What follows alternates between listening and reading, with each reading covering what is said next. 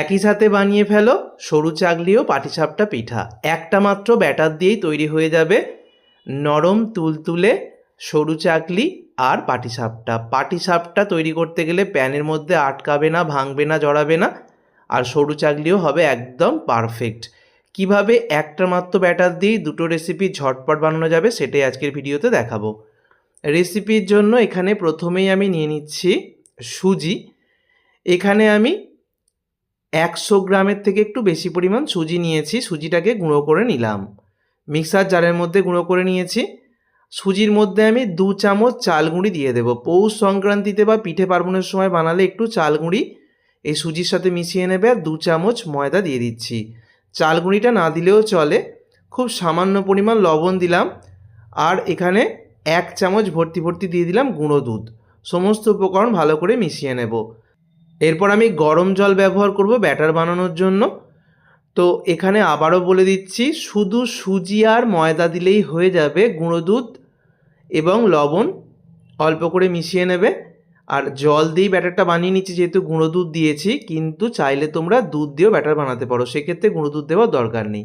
আর যেহেতু একটা রেসিপি দিয়ে সরু চাকলি পাটিসাপটা দুরকম বানাবো, তাই আমি অল্প একটু ফ্রেশ নারকেল কোড়া দিয়ে দিলাম। ব্যাটারটাকে খুব ভালো করে আমি রেডি করে নিয়েছি। ব্যাটারটাকে এখন রেস্টে রাখবো 15 মিনিট। 15 মিনিট পর আমি রেস্ট রাখার পর ফিরে এলাম। 15 মিনিট পর ব্যাটারটাকে ভালো করে ফেটিয়ে আমি দেখে নিচ্ছি ব্যাটারটা কিন্তু আগের থেকে ঘন হয়ে গেছে, কারণ সুজি, চাল গুঁড়ো এগুলো ফুলে উঠেছে। আরও একটু জল দিয়ে ব্যাটারটাকে রেডি করব। ব্যাটারটা কিন্তু খুব বেশি ঘন কোনোভাবেই রাখা যাবে না, মানে ব্যাটারটা ঘনর দিকে কোনোভাবেই করা যাবে না। ঠিক যেরকমটা দেখছো এরকম পাতলার দিকে ব্যাটারটা রাখতে হবে। তাওয়াটাকে খুব ভালো করে গরম করে নিয়েছি। এবার তেল ব্রাশ করে তেলটাকে মুছে নেব। পৌষ সংক্রান্তিতে যেহেতু আমরা চালের গুঁড়ি দিয়েই পাটিসাপটা পিঠে বানাই, তাই আমি অল্প চালের গুঁড়ি ব্যবহার করেছি এই ব্যাটারের মধ্যে। চাইলে পুরোটাই চালের গুঁড়ি দিয়ে করতে পারো। চালের গুঁড়ি দিয়ে পাটিসাপটা তৈরি করতে গেলে অনেকেরই সমস্যা হয়, কিন্তু এখানে সুজি দিয়ে বানালে আর তাতে যদি একটু চালের গুঁড়ি আর ময়দা মিশিয়ে নাও, এই পাটিসাপটা বা সরু চাকলি যেটাই বলো না কেন তৈরি করতে কোনো সমস্যাই হবে না। একদম পারফেক্টলি প্যান থেকে ছেড়েও দেবে, পারফেক্ট হবে। আর যারা শুধু চালের গুঁড়ি দিয়ে পাটিসাপটা তৈরি করতে চাও তাদেরও রেসিপির লিঙ্ক আমি ডেসক্রিপশানে দিয়ে দেবো। আমি আগেই শেয়ার করেছিলাম। এটা আমি সুজি, চালের গুঁড়ি, ময়দা 3 রকম দিয়ে দেখাচ্ছি। দেখো খুব সহজেই আমি একটা সরু চাকলি পিঠে তৈরি করে নিলাম। কত সুন্দর জালিও তৈরি হয়েছে, একদম নরম তুলতুলে হয়, একদম পারফেক্ট। প্যানের মধ্যে একটুও আটকাবে না, জড়াবে না। এই একই ব্যাটার দিয়ে আমি তৈরি করে ফেলবো পাটিসাপটা। একই ব্যাটার দিয়েই তোমরা তৈরি করতে পারবে সরু চাকলি আবার পাটিসাপটা। সুজি দিয়ে যেহেতু তৈরি করা হয়েছে ব্যাটারটা একদম পারফেক্ট হবে।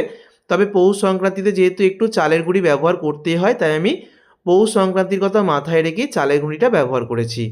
দেখো আমি এখানে একটু সন্দেশের পুর দিয়েছি। সন্দেশ আর নারকেলকে মেখে নিয়েছিলাম একসাথে। তোমরা শুধু সন্দেশও ব্যবহার করতে পারো, আবার শুধু নারকেল সেটাকে গুড়ের পাক দিয়ে ব্যবহার করতে পারো। পাটিসাপটাটাও একটা দেখিয়ে দিলাম।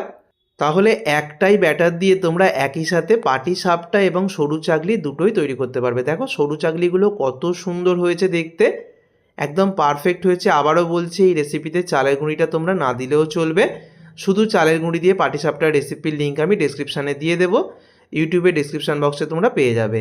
আমি পাটিসাপটা, সরু চাকলি দুটোই দেখিয়ে দেবো। তৈরি হয়ে গেল পাটিসাপটা এবং সরু চাকলি, যেটা দুটোই কিন্তু আমাদের ভীষণই পছন্দের পিঠে।